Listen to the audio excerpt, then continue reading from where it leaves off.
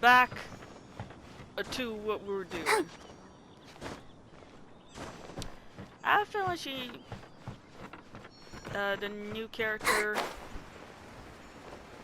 or new with, has a much time experience beyond the city in their way.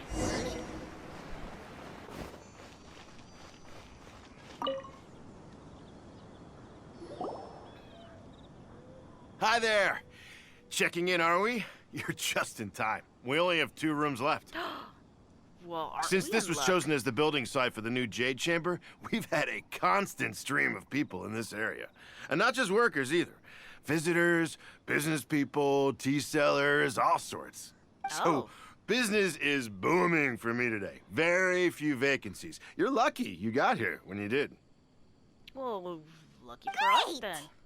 One of your rooms is still being cleaned. I guess it should be ready within the hour. The other room is just through the door on the left. Here are your keys. All right. Hope you enjoy your stay. Please excuse me, I'll leave you to it. Shenhe, you should go get some rest. We'll hang around outside until the other room's ready.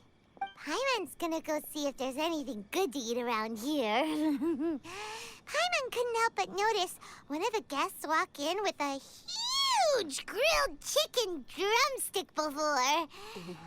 Let's buy one for Shenhe too. She can have it as a midnight snack. Or save it for breakfast tomorrow. That's true. All right. I will head to my room for now. Alright. If you need anything, don't hesitate to disturb me. I'm a light sleeper. I will hear if you knock on the door. Oh, okay. Mm-hmm. See you tomorrow. Night, Shenhe. Hey! Isn't that Cloud Retainer?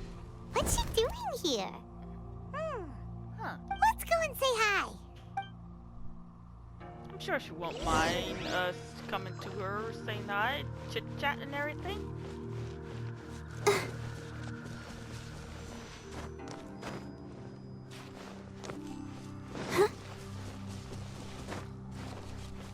Hey, Cloud Retainer.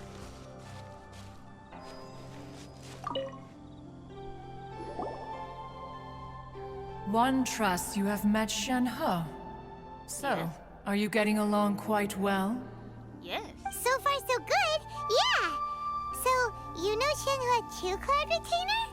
Naturally. Save for Ganyu, who spends the majority of her time in Liyue Harbor. All the Adepti living today are acquainted with Shenhe to some degree. Cool. So, what's her Adeptus name anyway? Calling her Shenhe feels kind of friendly, but also kind of disrespectful. So Paimon's thinking maybe it'd be better if we called her by her Adeptus name instead. Her Adeptus name? Why, pray tell, would Shenhe have an Adeptus name? Don't all Adepti have a special title they go by? On this latter point, you are correct. However, Shenhe is human. Oh, right. Wait, what?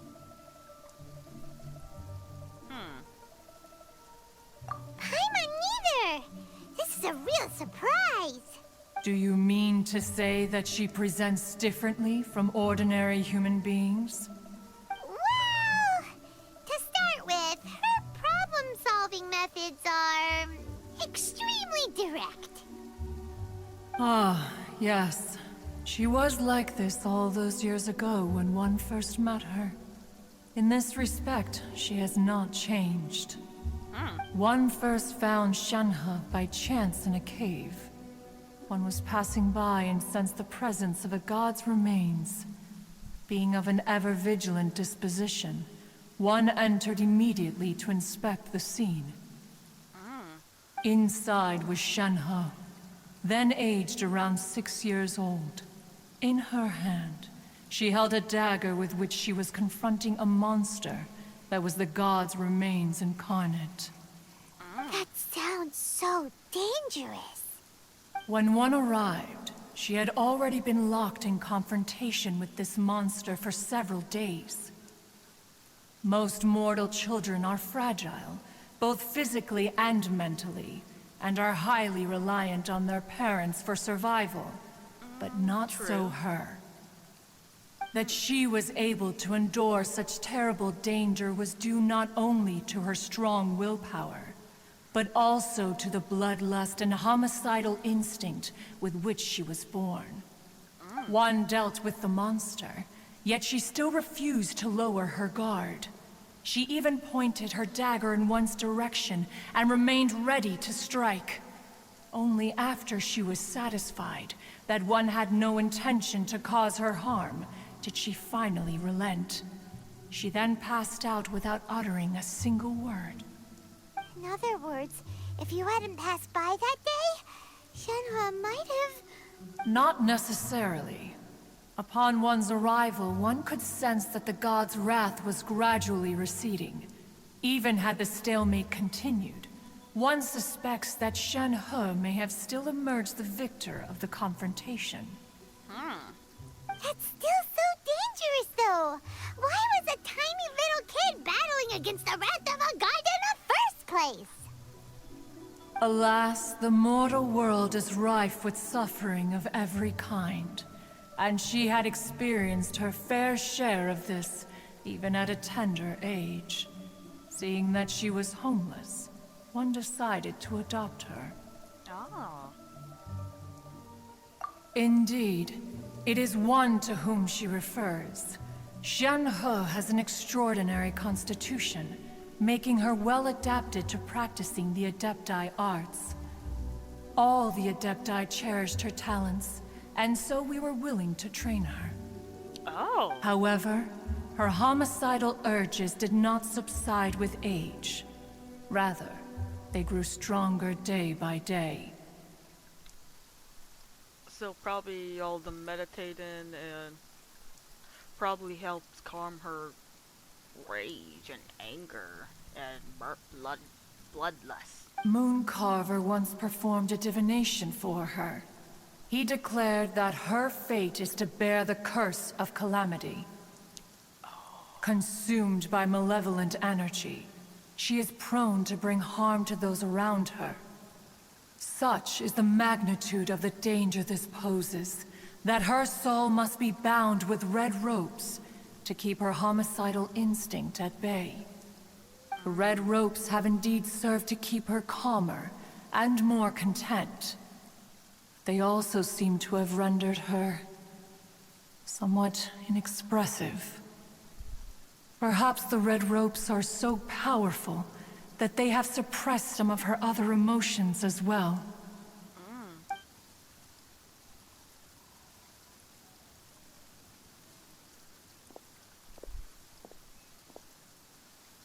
It is only by fate that people's paths may cross. Now that Shenhe's path has crossed with yours, please be sure to treasure the gift that fate has given you, and take good care of her. We will. We'll keep an eye on her. Now Paimon gets it. You came out here to check up on Shenhe because you were worried about her, didn't you? Huh. You dare draw such a facile conclusion on the nature of one's present excursion? Incorrect. The truth is that while Liyue Harbor may seem peaceful today, danger is always lurking in the shadows. True. Ningguang true. once made a bold assertion that this is to be the era of the contract between Liyue and the humans. Well, one is most curious to observe how she will respond to the coming storm. If she handles it admirably, one is willing to be a witness to her achievements. But if she does not, the Adepti shall not hesitate to seize control. Let us conclude our conversation here for today. One has occupied enough of your time, and night is approaching. Be sure to get ample rest. Thank you. We will. So, Shenhe isn't an Adeptus after all. She just grew up around the Adepti. Oh, no wonder she doesn't like being treated as an Adeptus. Having everyone falling over themselves to show their respect all the time must be kind of hard to deal with. Yeah, I can see that. Alright, wait until the following day, which is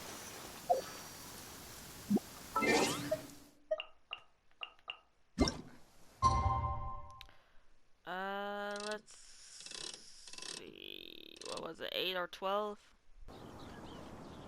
Hey! So, Shenhe... Master has relayed my situation to you, I take it. How? Oh. But you don't need to worry. We're not scared of you. We don't hate you or anything. We still want to be your friend. Oh? How did you know?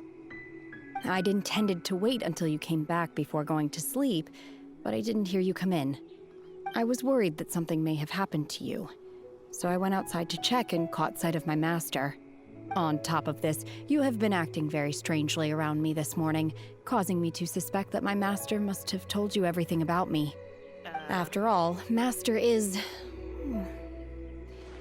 very talkative. Sorry, Shenhe. Paimon had you down as an Adeptus this whole time, but it turns out Paimon was wrong. It's okay. I don't mind. The fault is mine for not explaining everything to you sooner, because in my experience, trying to explain is a futile pursuit. Oh. Still, though you mistook me for an Adeptus, you never treated me as distant and unapproachable. Instead, you treated me as you would a friend. Yeah, because that's what we are. We're friends. For this, I am very grateful indeed.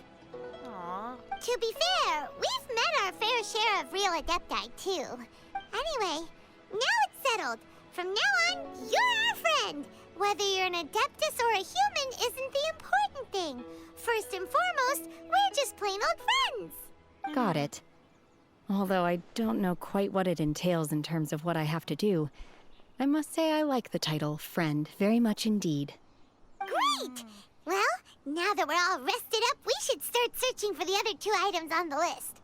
Yes. But before we do that, let's go to the building site and ask Ningguang's little helper how the progress is going. After all, Sunset Vermilionite is so rare. Paimon doubts many competitors will really be able to find any. If it turns out some of them have given up already, we'll be able to take things a little more slowly. True, but we can't count our chicken before they hatch. We gotta be ready. We Oh, gotta be and another prepared. thing. We bought some grilled chicken drumsticks on the way back last night. There was a place just outside. We Here's can't one let for our you, guard Shenhe. down. Try it. They're so good. I concur. It has a rich flavor, far more agreeable than those I've cooked for myself in the wilderness in the past. Oh. Can I climb this? I have to wait for my stamina. There we go. Oh, okay. Never mind. Look! The Jade Chamber is floating into the sky! I would have But it seems to be tied down by something. That's because it's not finished. Hey, Bywin! And hey, Beto! And hey! Person Paimon doesn't know? Yes! Given the enormous scale of the Jade Chamber, we split the construction work into 2 phases to make sure the structure remains balanced. Before we find some suitable plastrite, we build the Jade Chamber's keel at ground level. Oh. Once the plastrite is ready, we place it into the keel and let the partially constructed Jade Chamber rise up to the height of the surrounding mountain peaks. Oh. The remainder of the construction work is then carried out at that altitude. Once everything is ready, we release the iron tethers and allow the Jade Chamber to rise to its target altitude. Miss Bywin, we've brought some new materials to submit. Wait! Oh my gosh! Her also! Yes! One moment, I'll be right there. The construction work has only been able to progress this rapidly thanks to the plastrite provided by you. Lady Ningguang is most grateful and looks forward to seeing more of your work. Thank you. Wow, can't believe you sourced the plastrite so quickly. It's the key piece of the puzzle. Looks like you beat us to the punch. I was not expecting her voice to sound like that. Beto? You're joining the Jade Chamber contest too? Sure am. I happened to get my hands on a chunk of sunset vermilionite on a voyage a while back, so I figured I'd bring it over. Oh. Huh. So even though it's rare, we're not the only ones who managed to get a hold of it. Oh, I've got some introductions to do. This is the renowned Miss Yoon, or Yoonjin, probably the most famous figure in the Liyue opera scene. Opera sing? Oh, I always wanted to go to opera. Never got a chance. It's on my list of things in my life I want to do. Go to an opera. Greetings. Oh, I love her voice. These two are Paimon and the Traveler, both good buddies of mine. And this is... sorry, not sure we've met. Shenhe. I am their friend. Good to meet you. A friend of a friend is my friend too. Or, as I like to say, a mate of a crewmate is part of the crew. Miss Yoon is also here for the contest.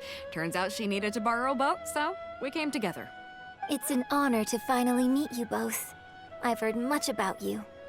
Miss Shenhe, though we are only meeting for the first time, I have a feeling that we will get along very well indeed. To be honest with you all, I am in great need of this opportunity to ask Lady Ningguang a question. That's why I joined the contest. Thanks to my father's connections, I was able to acquire a specimen of the plastrite required. Fortunately, it was approved for submission, despite being a little on the diminutive side. Wow. So it looks like the three of us are competitors now. Excuse me for prying, Miss Shenhe, but are you competing as well? No, I don't have any questions for Ningguang. I just wanted to help her win. In that case, I have a proposal to make. Let me hear. Let me decide if it's... I will approve. Lady Ningguang said that the first 3 contestants to procure all 3 materials will be awarded the chance to ask a question. Well, there are 3 teams here. We can split the prize between us. Oh. Instead of competing against each other, we could work together to secure the top 3 places between us. What do you think? That's not a bad proposition. Sounds great, but how does that change things exactly? I don't think it will, Paimon. I think I see where you're going with this, Miss Yoon. The plastrite was the most difficult item to source by a long shot. Luckily, all 3 of us managed to get our hands on it. The 2 remaining items aren't quite so rare, so as long as one of us finds a way to source it, the other 2 can hop on the bandwagon. How'd I do? Is that what you had in mind? Precisely. Huh. Interesting approach. Okay then. All right, I'll go first. I have some leads on these wonder cores. Oh. From what I've heard, the core itself is really not that difficult to make. The hard part is getting hold of the ore used as raw materials. I'm gonna head back to the ship and ask Suling if he's heard of them. You guys... We will head into town and seek advice from Master Zhang of Hanfeng's Ironmongers. Thoughts?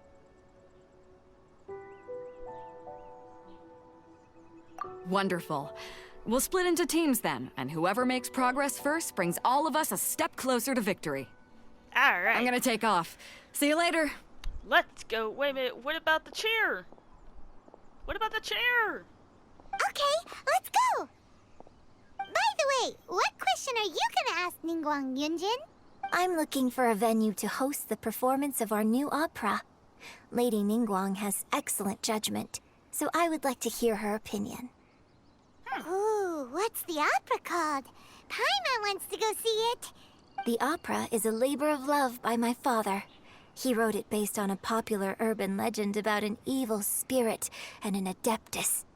It's called The Divine Damsel of Devastation.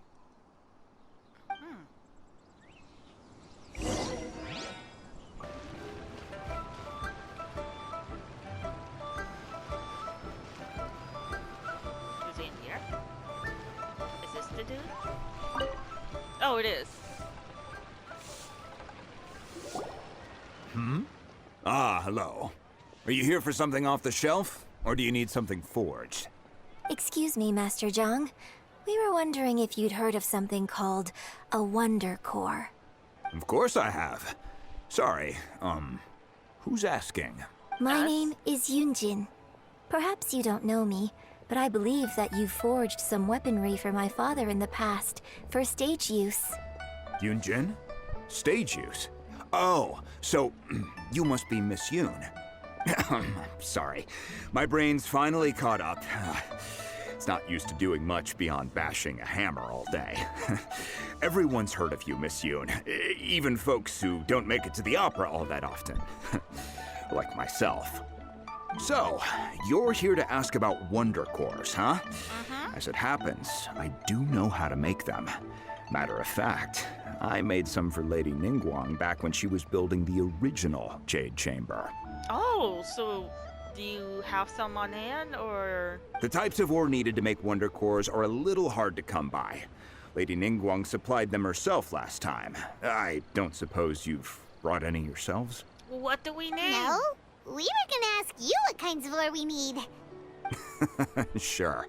Well, you'll need two kinds. Star Splinter Iron and Subrosium. If I remember correctly, Lady Ningguang sourced her Star Splinter Iron from the Mount Tianheng area. They say it resonates with visions. Okay, well, that's cool. But Chi-Chi! Oh my gosh! Yay! It could take some work, but if you stick with it, you'll find some eventually. As for the Subrosium, though, that's trickier. It's all but unheard of on the market.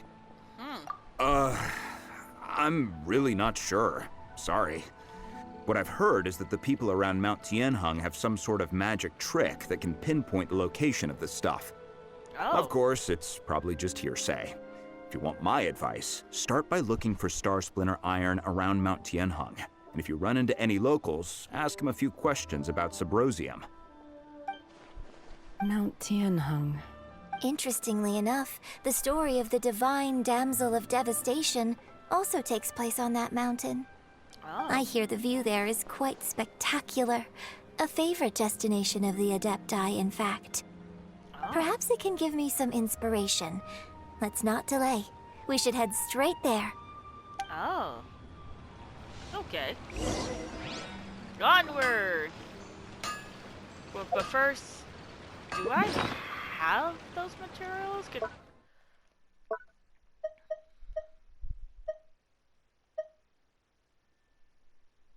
Is this what it is? No, I don't think it is.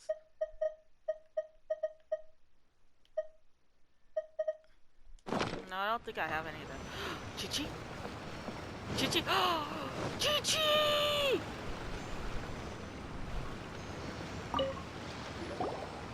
Oh, it's you. Seaside. Dangerous. Chi-Chi is helping with the evacuation. Wait. Evacuation? Yes, Ningguang said there's something bad in the sea. So, she sent Chi-Chi to evacuate everyone.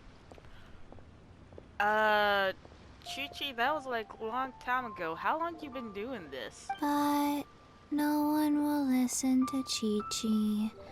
So instead, Chi-Chi is guarding this place. If danger comes, Chi-Chi will protect everyone.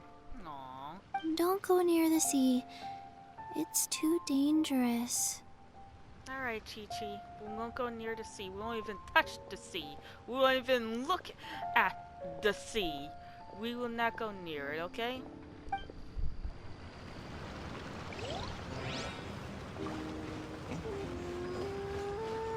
I hope she realized that.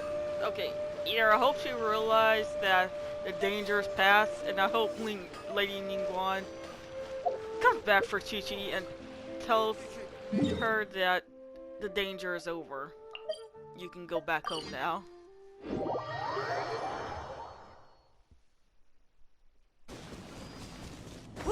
I came to Mount Tianheng once with my father as a child.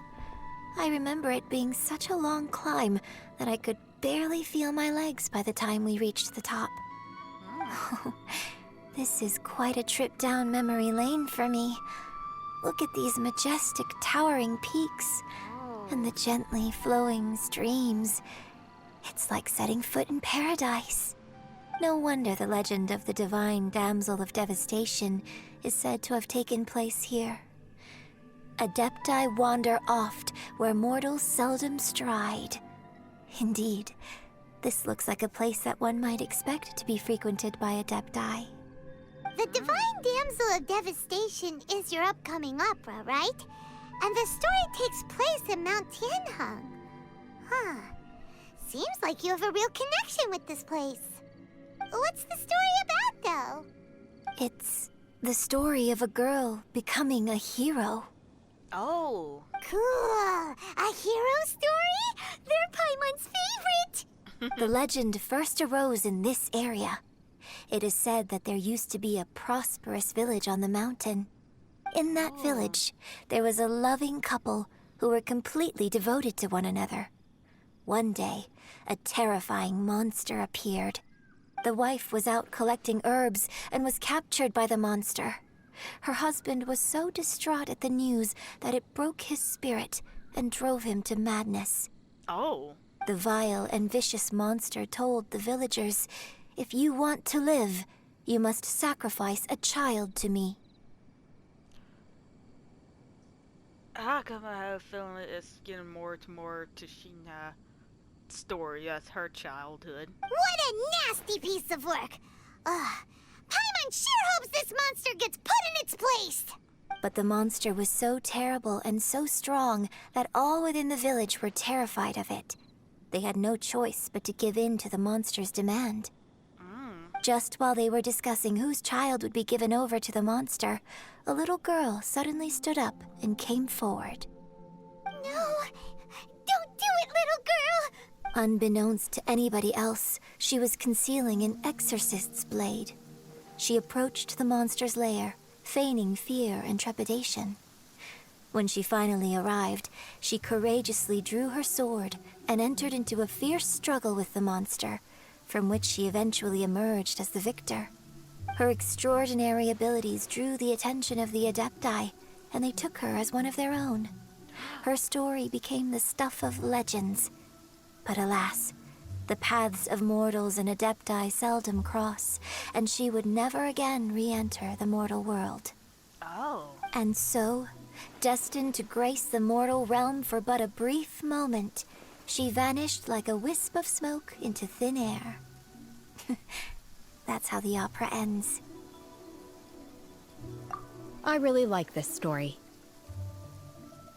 But I personally think that perhaps the little girl was not as brave as the opera makes her out to be. I'm not sure she deserves all the praise she is given. I've never considered that before. Opera is always an interpretation of the events it purports to portray. A certain degree of deviation from the truth is always inevitable. When my father wrote the script for this play, I suppose his intention was to inspire his audience with the character of the divine damsel. I think it's a great story. The ideal story. Well, it sure inspired Paimon! Let's go get ourselves some Star Splinter Iron! Yeep!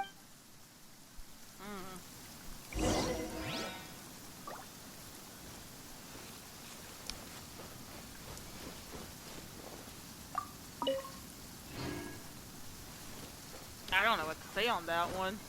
It's just... Or Shenhe.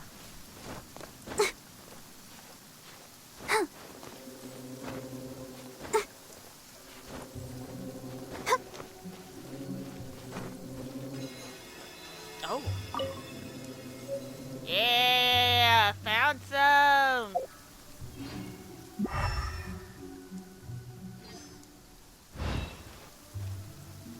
Oh! Aha! Found it! Can't hide from me. I have Hawkeyes. Hawkeyes will always find where there's trouble or items you need, and lots. I will always find it. This should be enough Star Splinter Iron. Now we just need to find that Symposium. I think I saw a village on our way here. Master Zhang said we should ask the locals for help. Why don't we try there? I mean, I just realized if... I forgot the character's name, but I got him, but If those two were brother and Hey, sister, there really then is someone here. hmm. Yunjin, looks like you were right. Excuse us, sir. Can we ask you something? Are you okay? Huh. He didn't seem to catch that. Hello, sir. We were just passing by and wanted to ask if you happen to know anything about Subrosium. Are you okay, sir? Is he trying to tell us to look for clues in the village? Well, whatever. Guess we're on our own here. Shenhe, Yunjin, let's have a look around. Sorry, you can go ahead without me. I'd like to have a word with this gentleman. If that's okay with you, Uncle Mingjin. It's...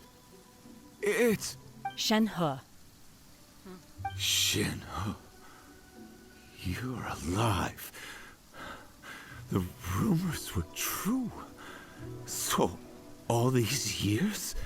I'm sorry, I don't know how to find Subrosium. But I think you can find some information in the village. This place is deserted now. No one ever comes here.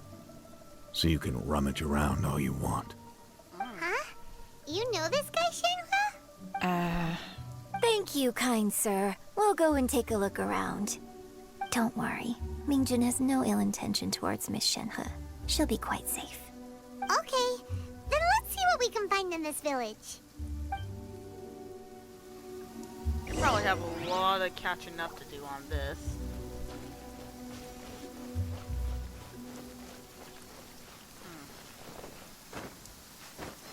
Oh! Hello? What's this? Oh, I got you. Still long read? Okay. The doctor says you were gravely ill. Don't worry, I will give everything to save you. My heart bleeds whenever I see you getting your illness beyond treatment.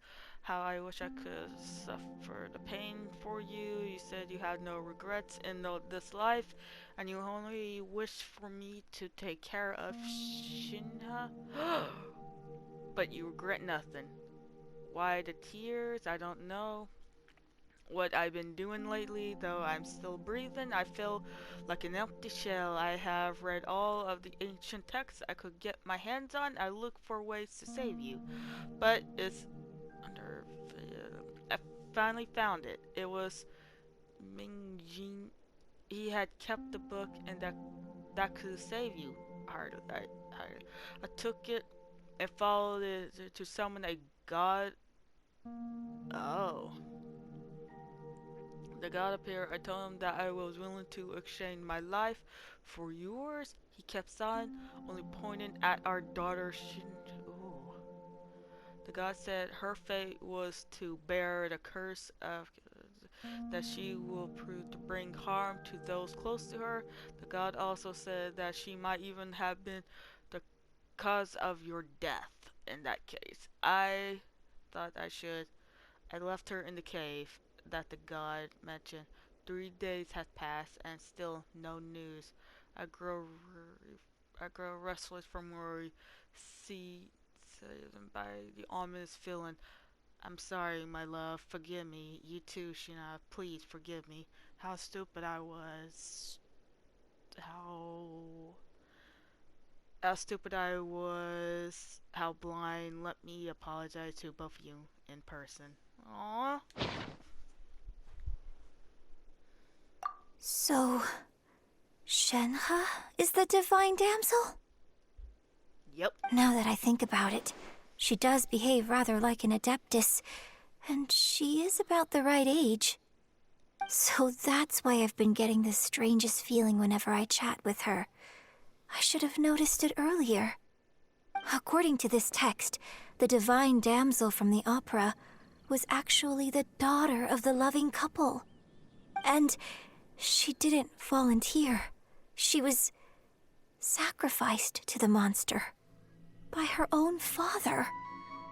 Oh, the truth is even more lamentable than the opera. Now I understand why Shenhe said the girl was not as brave as people think. It wasn't her choice to enter that ghastly situation. She was forced into it. It looks like my father may need to make a few revisions to his beloved opera. Hey,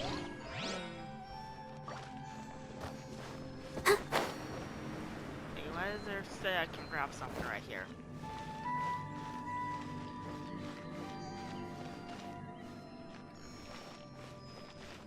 Why does it says I can grab something right here? Oh.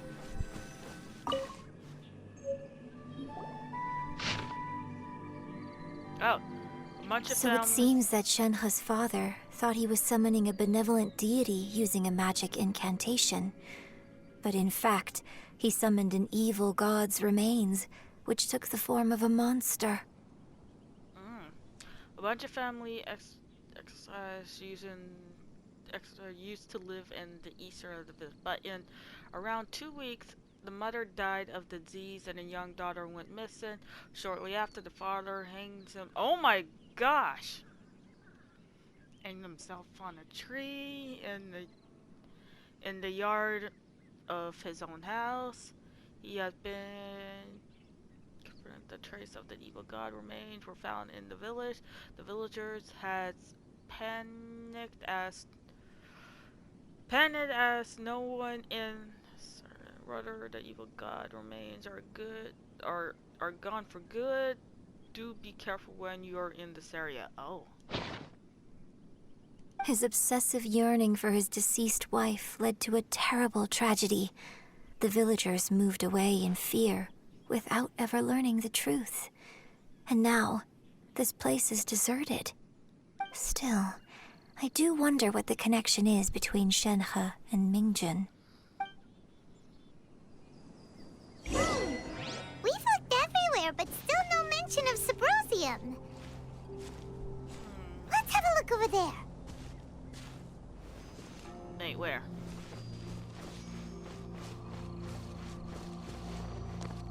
It's up here?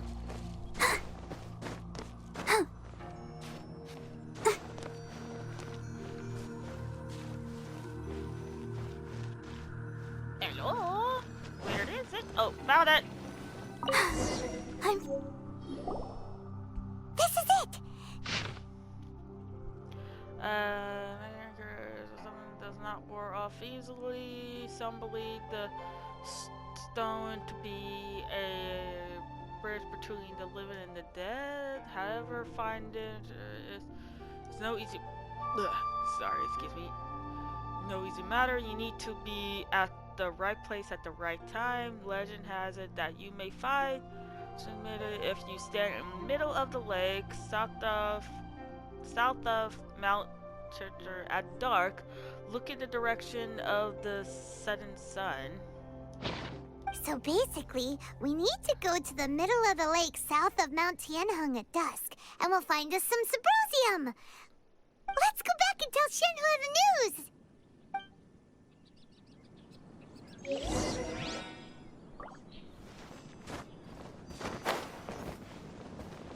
Huh?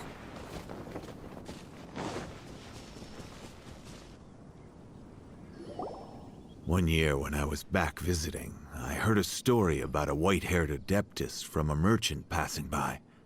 I never imagined it was you. I was a very close friend of your father's. I could have stopped him from performing the summoning ritual. I had plenty of chances, but I couldn't bring myself to stand up to him. I just let things happen, let it all escalate. And, well, we all know how that story ended. I bring flowers back here every year. And each time I wish I had a chance to apologize to you. Apologize for what? If you'd stopped him, he'd only have found another way. There is nothing he wouldn't have done for his true love. Nothing. Do you still hate him? I don't know what I feel. I'm told my fate is to bear the curse of calamity, so my master bound my soul with red ropes to curb my aggression. But it also dampened my emotions, making me dispassionate, like the Adepti. So if you ask me how I feel about the past, if I hate my father or not, the truth is, I feel nothing at all. It must have been so tough for you all these years. Shenhe, we're back!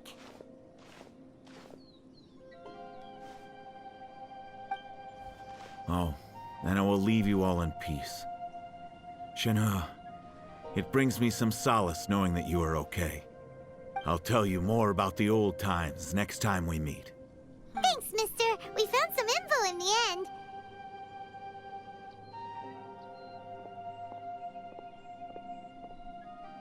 Shenhe, look! This tells us how to find Subrosium. All we gotta do is go to the middle of that lake! Let's go then. Are you okay? Miss Shenhe, there's something I'd like to talk to you about. Just now, in the village, we found your father's diary.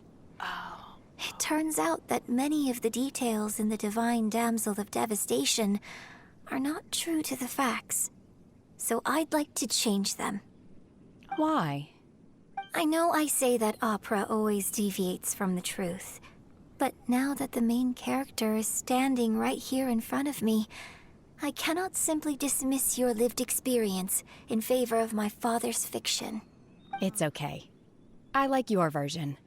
But, My master once said that the day I learn how to use my strength for the good of others is the day that I can truly become part of human society. Oh. So, I hope that one day I might be brave enough to stand up and protect others, just like the girl in the opera. But I've never thought this way before, and I wonder whether I will continue to think in this way. don't worry. I believe you will. In fact, I think maybe you've already started to become the person you aspire to be. You just haven't had the opportunity to see it for yourself yet. Shenhe! Yunjin! Cut the chit-chat! Let's go! Come on!